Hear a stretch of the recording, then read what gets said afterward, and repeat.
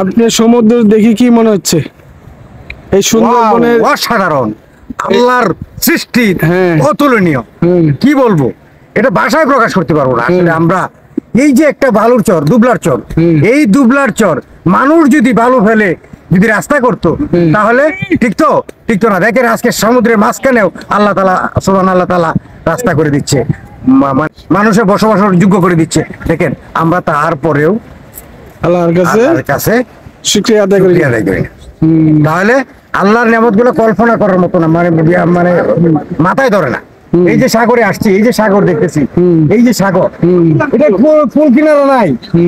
হ্যাঁ, এই যে ঢেউ আসতেছে, কিছুক্ষণ পরে এইখান থেকে চলে আসবে, একবারে আমরা যেখানে দাঁড়িয়ে আছি সেখানে চলে আসবে, কিন্তু আবার সেই বাটা হয়ে যাবে।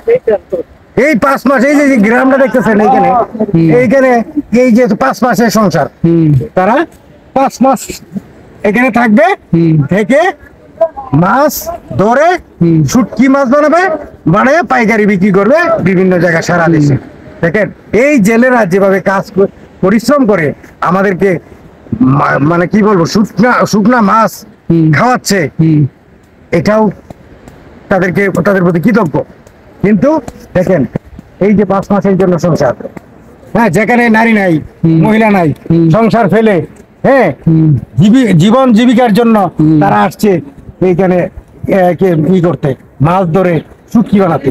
এই শুটকি আবার সারা দেশে, এমনকি বিদেশেও রপ্তানি হচ্ছে।